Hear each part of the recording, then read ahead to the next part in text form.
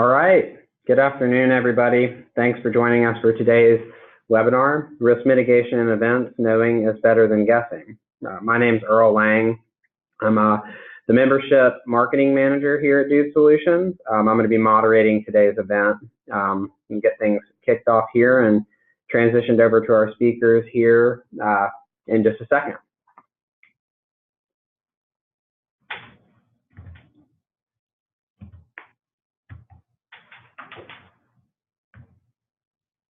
Give me 1 second. I think we're having a little bit of difficulty with slides here. All right, got it going.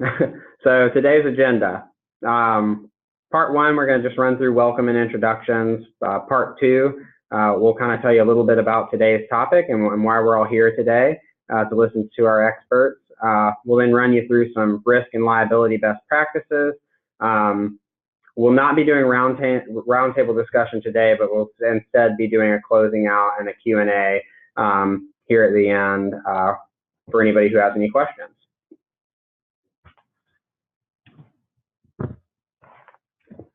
So perfect, that leads me to a quick introduction of today's speakers. I'm going to pass this off to Mary Beth here in a second after I work through some slides, but Mary Beth will be taking us through the bulk of the content today. She's a program strategy manager here with Dude Solutions, and we've got Trevor Bergholz who will be taking you through Event Manager the Solution kind of towards the back end of the webcast, but just wanted to introduce them briefly.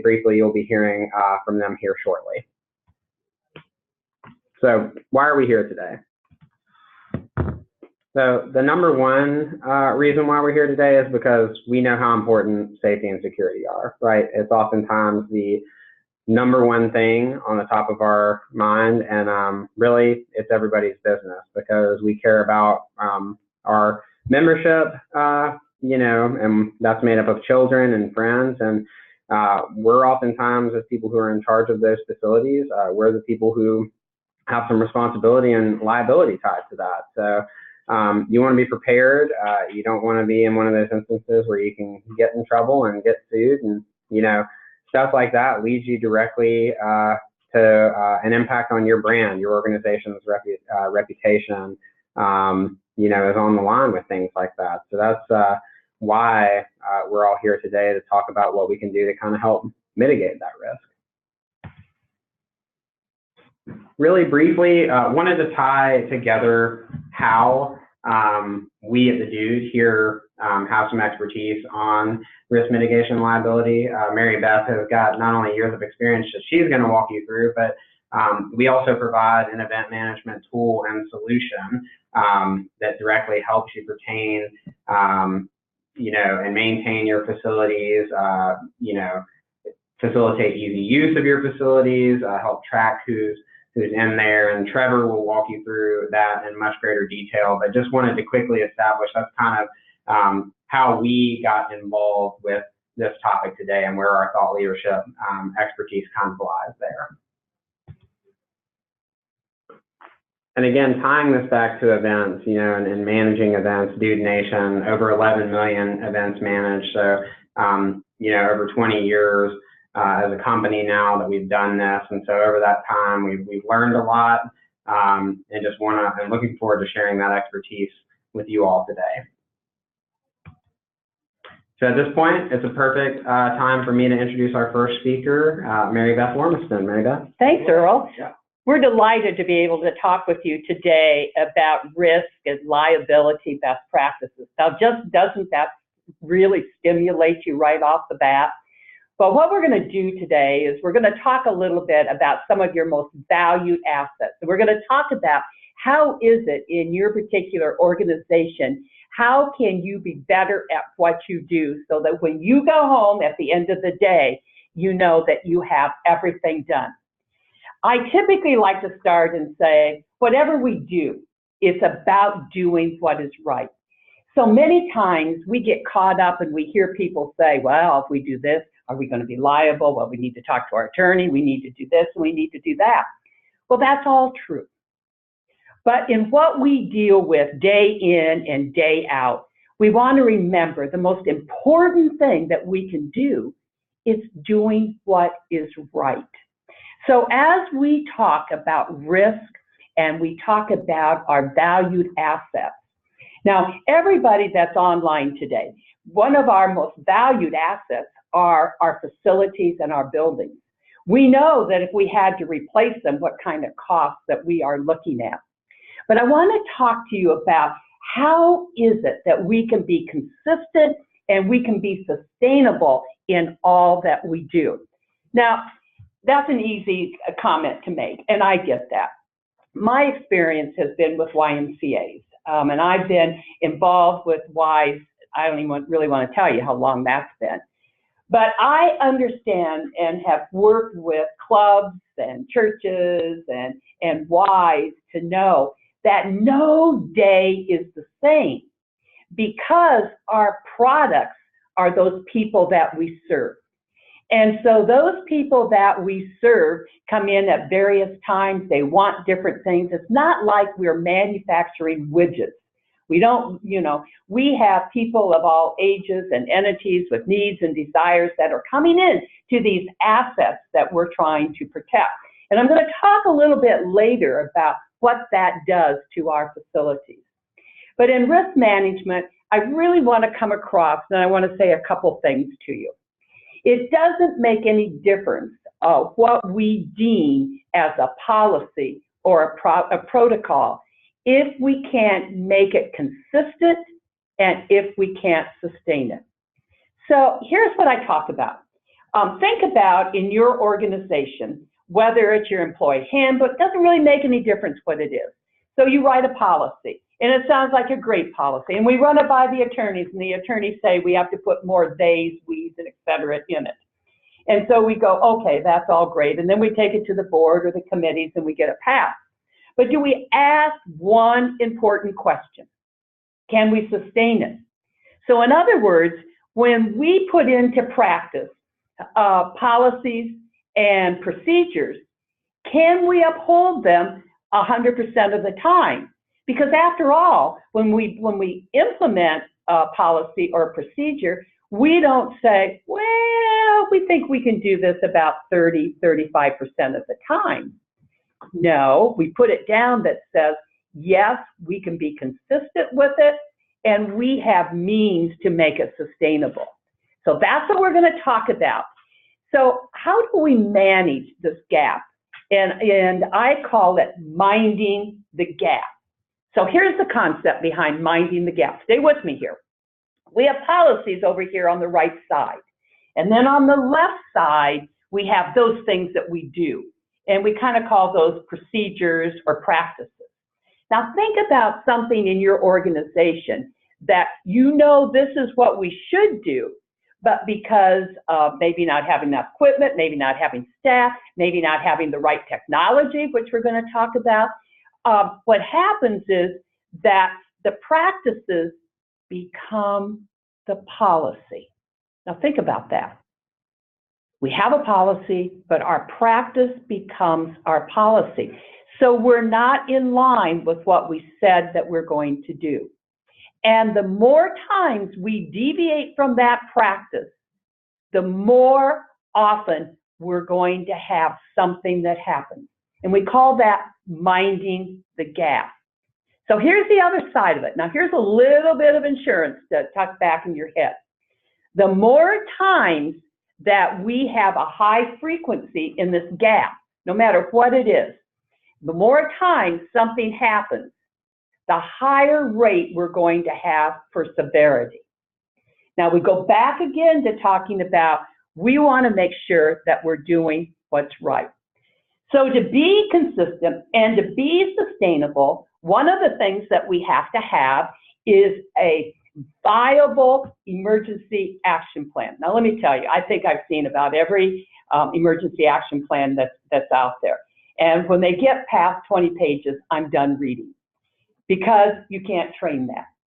So if you have an emergency action plan, again, what you have down there, can you sustain it? I was reading one not too long ago, and it was talking about if this happened, and then underneath that, it had about 7 different people that this all flowed through. And I said, so you're in the midst of a major crisis and you have 10 different codes.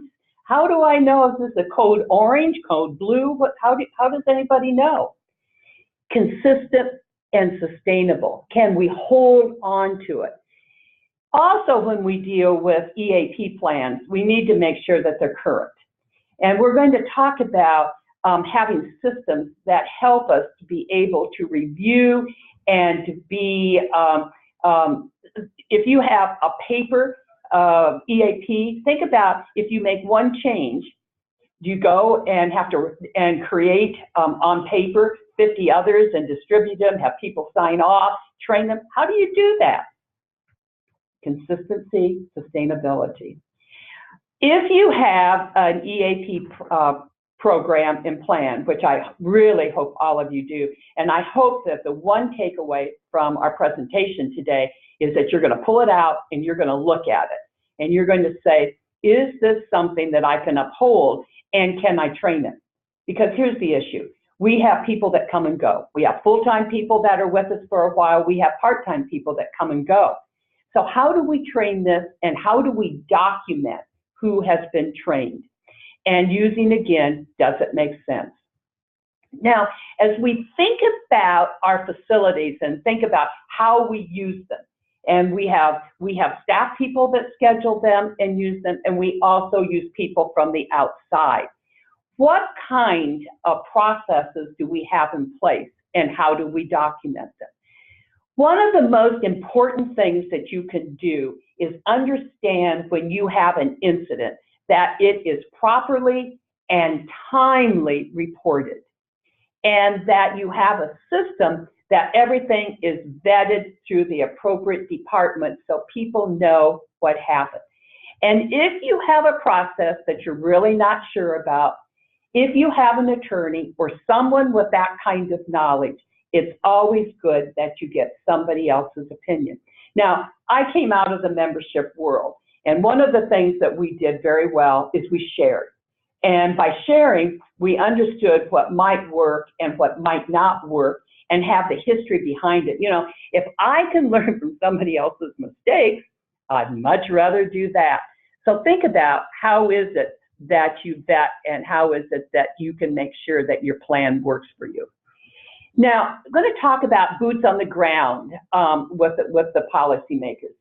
One of my pet peeves is to have plans and processes that people from different entities think that are the right things to do.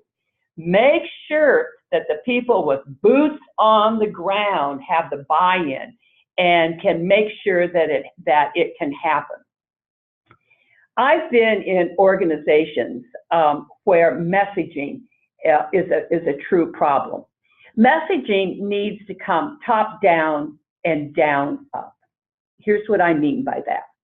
Our policymakers, whether it's our C-suite of folks, our executives, whoever they may be, need to understand the liability of what we're implementing. From the down going up, those people have to be able to communicate and say, you know, this just doesn't really make a lot of sense. And to have effective policies and procedures of how we use our buildings, what happens in them, all of that needs to have collaborative conversation. If there is a soft spot in all of this, and particularly with EAP plans or any kind of policies and procedures, is our lack of training. Here's what typically happens. Now, since I'm here and you're there, I'm not going to know by looking at your face if this is you. But think about this. How many times do you train staff on your policies and procedures? Now, you're going to tell me when you hire somebody, sure, you train well. But are you consistently training people to understand that they're not going to remember all that you want them to know and understand and implement from day to day unless you have a system of continual training. And think about how many part-time or seasonal people you have in and out.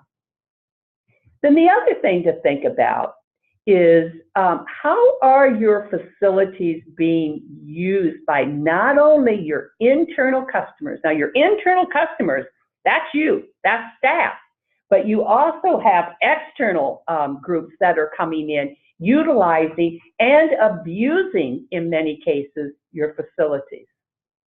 So as we look now and start to transition into who's using your facilities and how are you managing that, what's your goal? What's your goal in all this? Do you ever think about how you recover your costs? Who are you trying to serve? Just your members, or are you trying to serve the community?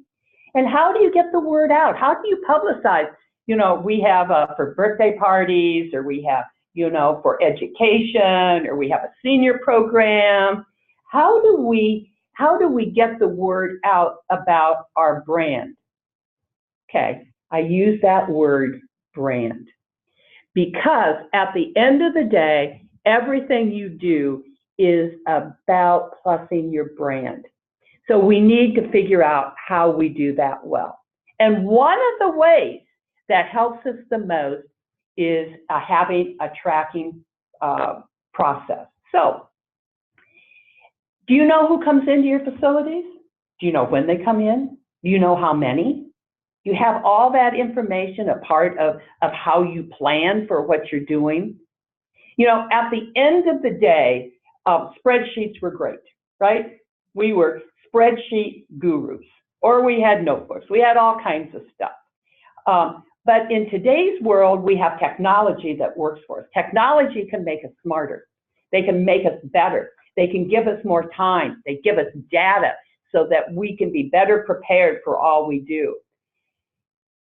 You have to track it some way. You have to track what happens in your building and what's happening in your building and who's in your building. That's a must. And so logging in and having a means of being able to trend what happens in October of this year to October of next year is essential. Because if we're not recording and if we don't document, it's not there. It doesn't make any difference. I was talking to a gentleman not too long ago that without his ability to show the documentation of what he tracked, the lawsuit that had been issued towards this organization could have cost them a lot of money.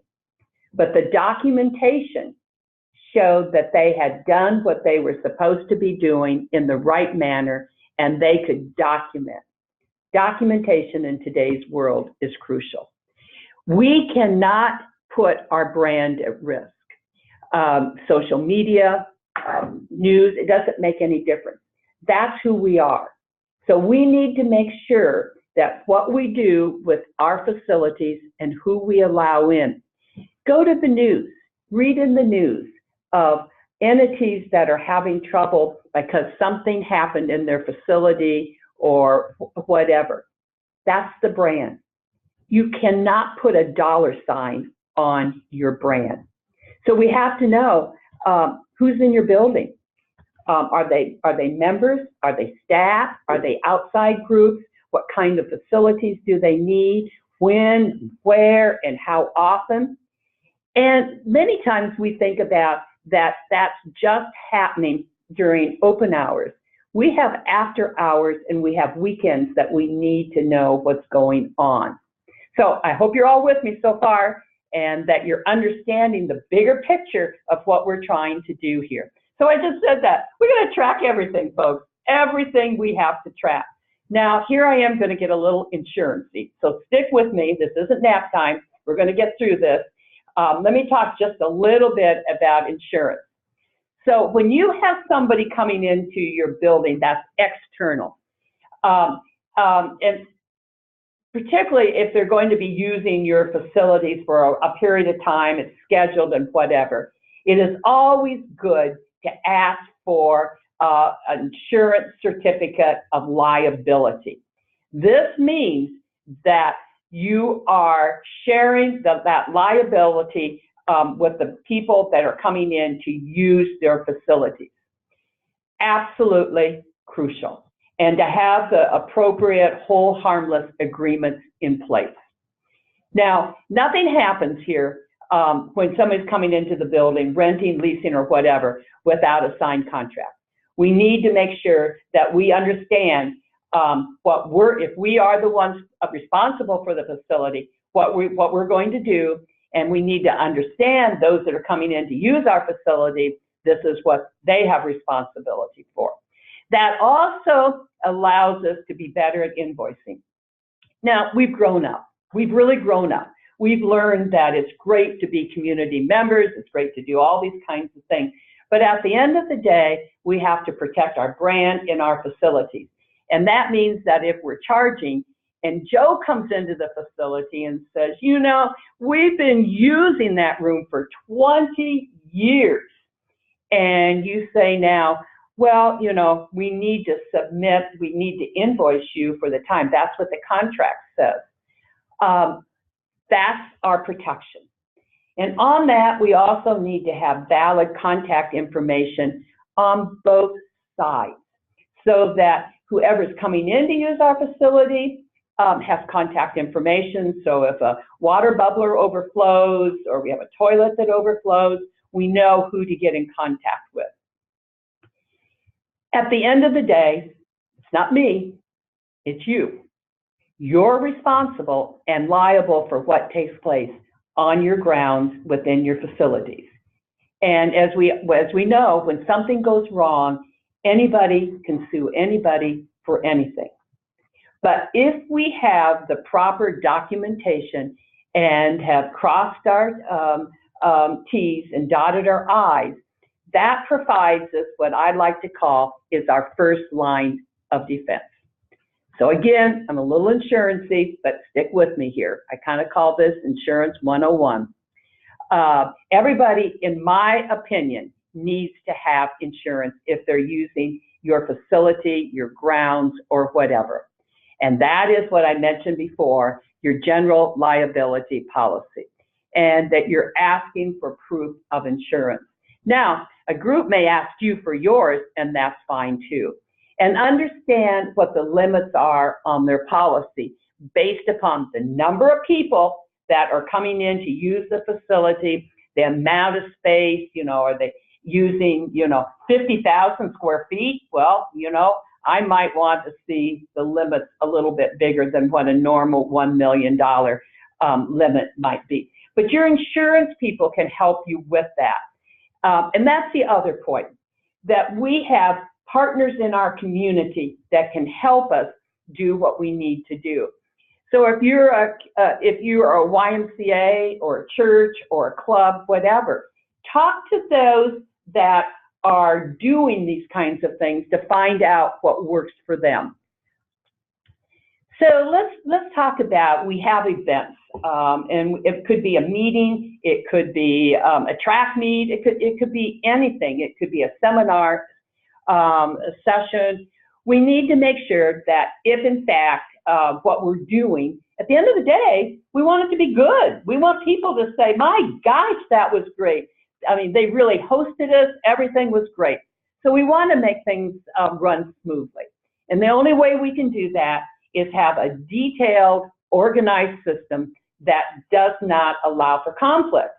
So if we're just writing down on Post-it notes what we think we need to do, and we come in an hour before an event and we kind of think they need 3 tables and they need to have this and that, we're not going to be very good at what we do. Understand what buildings are available, understand what rooms are available, understand what can go in all of those rooms. I've been at different places, and for one reason or another, the room that was assigned was not going to work for the event that we were going to host.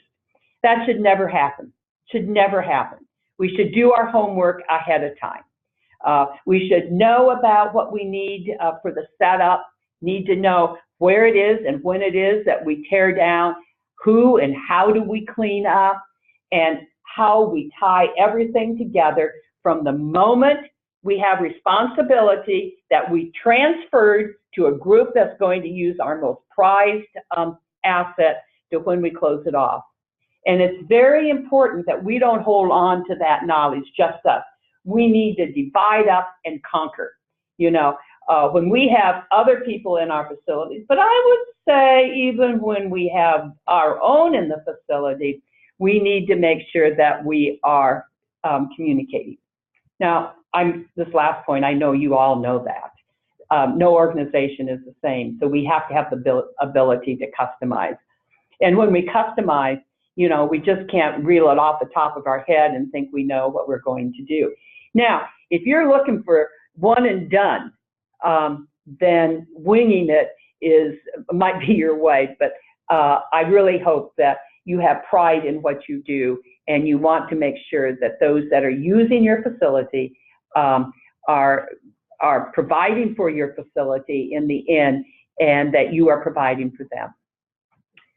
Don't sell your facility short. Risk, as we're talking about, just doesn't pertain to security, though that's one issue. We want to make sure that we understand the damages that can come to the facility because of those that are using it.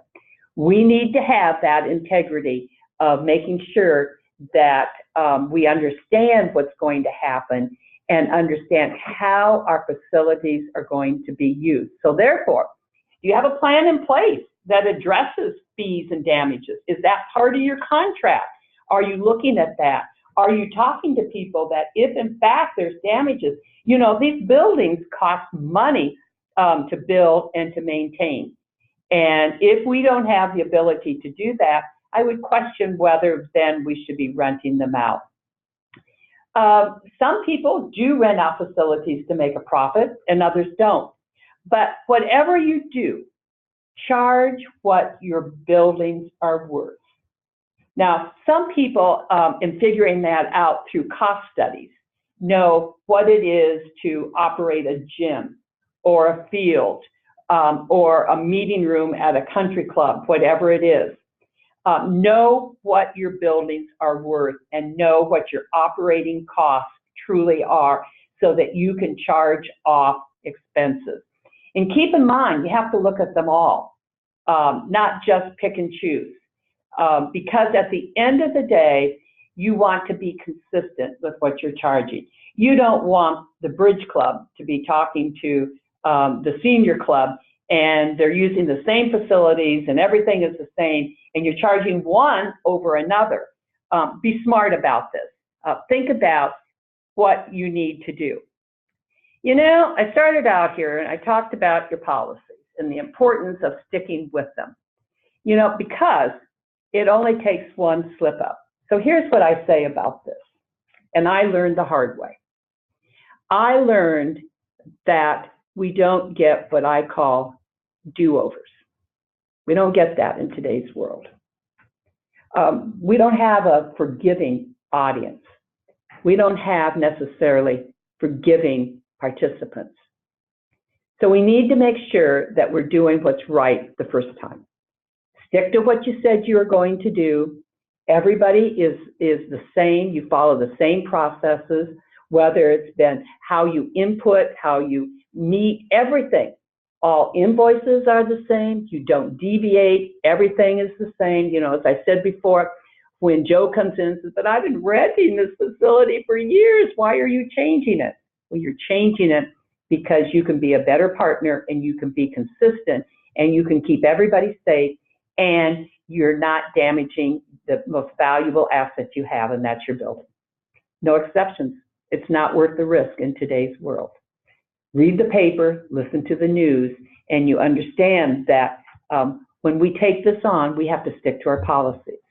We plan for everything we do, and we work the plan. Now, if the plan doesn't work, change the plan. We talked about being consistent. Change the plan. Make it work. And as you do that, and that's why I brought in emergency action plans. You always prepare for the worst, and we hope that we get to the best. And we train and we address those things that might happen. You know, I talked earlier, but whether it's a bubbler or whether it's a toilet overflowing, you know, a water leak, roof leak, any of that stuff, trust me, you know it too. It happens. And so do those people that lease, rent your facility, use your facilities, have you shared all the information that they know so everything is okay? We come right back to full circle. It's about doing what is right, and it's about doing what we said we were going to do. It's about brand. It's about sustainability. It's about understanding our buildings and our facilities of what can happen in them. It's about documentation and understanding, again, who is in our facilities and how we're going to protect our facilities and those that are leasing, renting, utilizing at all times. So as we move along here, we want to talk about how we here at DUDE can help you with all of this. And to do that, Trevor is going to step in and is going to talk a little bit about how it is that we can help you be consistent and sustainable. Trevor? Appreciate that, Mary Beth. So my part of the conversation is going to be to help you visualize some of the different aspects that we've talked about today already and what we've discussed and helping them to make best practices with our event management solution. One of those is going to be a centralized calendar that can be seen by various people within that event planning process. This calendar is going to let us know who, what, where, and when. So who's in our buildings, what is the event that we're holding, where is it going to be and when. And having this centralized calendar is going to cut back on some administrative time when you're not having to gather information from multiple sites or resources, things like that, but also helps create a better visualization for all those that are involved. Next, we move on to our tasks and service providers. So the task this is a centralized place where we connect with the people who are supporting your event that we need to communicate with what needs to be done and when. This could be your custodial services that need to clean up before and after an event, or perhaps your security and food services. So with the tasks, you're going to be able to create individual tasks to make sure that everyone is aware of what their part is within the event process and be apprised of what's going on and their progress along the way. We spoke a lot about this earlier, insurance policies. Within the solution, we're going to be able to store and track the insurance policies from the organizations that are requesting the use of our facilities. So this is going to be able to give us and make it easy for our checks and referencing. So when we make sure that every group or organization that's using our facilities, we're going to make sure that they're current and up to date. Now, along with insurance, with these organizations, we're going to need to gather information from them anytime that someone's requesting to use your facilities. So within the solution, you're going to be able to create profiles and store that membership information. Maybe the POC, your first contact, and all of their billing information. And doing so, these profiles are also going to be stored within the solution for easy access. And that brings us to invoicing. With internal invoicing, you're going to be able to quickly create, generate, and track invoicing, which is something that will also cut back on administrative time. And by setting up different fee structures, line items, and things like that, the solution is going to ensure that you're going to be correctly invoicing for every event and their respective organizations. And again, all of this is just a portion of what our event management solution can do. With that being said, I think we're going to go to I'm going to pass this back over to do some Q&A. Yeah, thanks, Trevor. Appreciate that.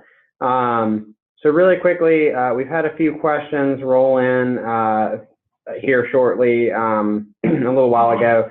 what we're going to do is we're gonna talk with Mary Beth and Trevor through those really quickly. If anybody else in the audience still has any questions remaining, feel free to use the Q&A or the chat feature to submit those, and we'll get those addressed shortly.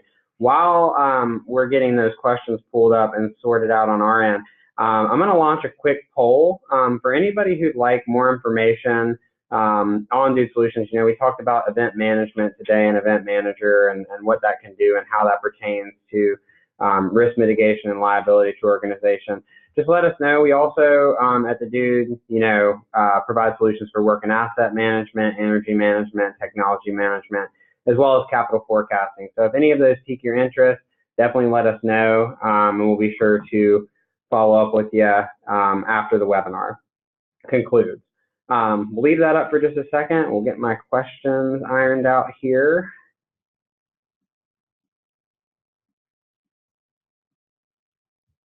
The first question, and Mary Beth, we'll start with you on this one. Who are typically the key stakeholders that are involved with facility usage at membership organizations? That's a great question, because one of the most important things is figuring out where to start. And figuring out where to start is who are the stakeholders. And so in determining that, I like to believe that, again, and I don't want to overuse this word, but it's consistent. Have somebody designated who has the ability to communicate effectively with whomever is going to lease, rent, or use the facilities. And in doing that, one of the key stakeholders is that primary person who has that assigned to them. The next stakeholder is those that are going to track and be responsible for the financial end. It's key to have somebody, whether it's a finance person, whatever it might be in your organization. And the third one is, who is that in your facility that is your building manager or facility manager? So in my opinion is, if you start with those three, and that you're consistent as a team as to how you're going to do your documentation, these are the checklists of everything that you need. And as Trevor talked about, if you're using our technology, it makes it easier than ever. Now, if you don't, as we talked about, make sure that whatever your requirements are, that your key stakeholders are on board with them. So hopefully that gets us started. No, great insight. Appreciate that, Mary Beth. We'll go to second question that's rolled in here. What's the best way that you've found to track all the information related to hosting events so it can be accessed by multiple stakeholders? And Trevor, we'll give you that one. Yeah. So I feel that kind of is the theme today, which is consistency and having everything run through the same process, whether it's internal or external organizations. Transparency throughout that process needs to happen. Whether that's the requesting of the room from an outside organization to being able to, again, to see what's available, and then doing those same things over and over again from start to finish. That, I think, to me, the consistency there is what's the most important. So the best way to track that is by doing the same thing every time. The same request forms coming in, electronically, so we're not taking in, emails from randomly, or phone calls, or those people stopping you in the hallway looking to request a room. Everyone's busy, so you might forget that person asked you to do that. So by directing everyone to the same spot where everyone can see what's available, what they need to do to make this request and get the event set up and broke down, a centralized process is the best way to do that. Fantastic insight. Appreciate that, Trevor. Got time here for a couple more questions that have come in. What are some of the ways to provide transparency and, more importantly, communication to those stakeholders in your organization about who is in your facility and when they're in there? Well, I'll start out, and then I think Trevor can kind of come in too. First of all is devising a system, is to have a system that allows, and I think, technology today a system that you can push out to everybody that are the stakeholders that need to know. And if you can do that, that helps to know at all times. Now, if you don't have a system that you can push out to everybody, then I think it becomes more challenging.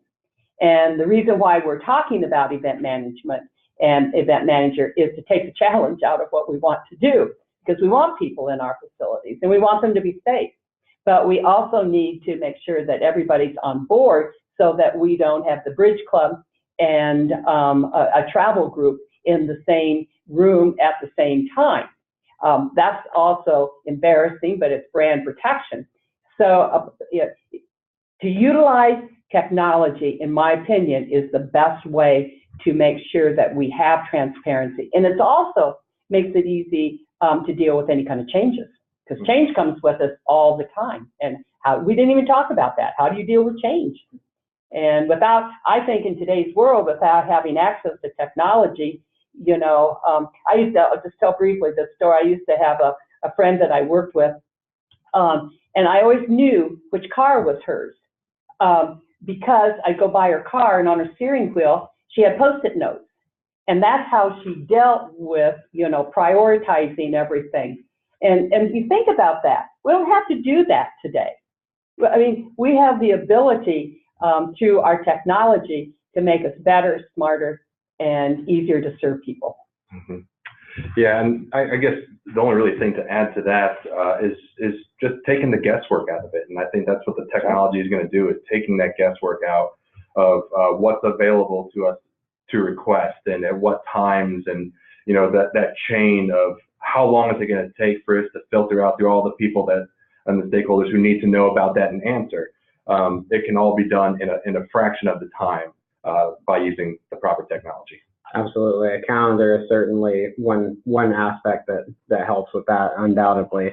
Time for one last question. This is a good one. How do you know how much to charge for external rentals? Is there a best practice that you could share with us in your years of experience, Mary Beth? My years of experience and when I managed YMCAs, we utilized, we did cost studies. And so that we knew exactly if we were talking about a gym or a pool or a field, how much that cost us, and looking at what our overhead was, looking at who was using it. So I might know a gym might cost us, let's just say it's $100 an hour. And rolled up into that is all of our occupancy costs, add into all of our staffing costs, you know, depreciation. I always tell people, do not forget about depreciation and how you figure out what a facility or room actually costs. Now, here's the key to that. Then I think you have to decide based on your organization, do you subsidize that? And if you subsidize it, where does that subsidy come from? Or whether it's going to be a profit center. And remember, there's nothing wrong with saying that what we're doing here is going to be a profit center or it's going to be a break even. You have to decide that. But the only way you can decide that is to know in reality what the actual costs are. And that isn't just pulling something out of the sky. That's, you know, your finance people, and there's ways to do cost studies, and that information is available. But go into this knowledgeable. Perfect. Thank you for that, Mary Beth. That does conclude our Q&A for today. Really quickly, just wanted to end on a note to thank Mary Beth and thank Trevor for their time and insights and expertise today. And more importantly, thank you guys for taking time out of your day to join us. We know how busy you are, and hope that you certainly found today's webinar educational and helpful for you guys to carry forward with your membership organizations. If you have any questions, please feel free to reach out to Andy Knox if you've got any of those. You've got his email and phone number listed right there. But again, thank you to everybody who joined, taking time out of your busy day, and we will hope to see you on a future webinar. But take care, and everybody have a great rest of your day.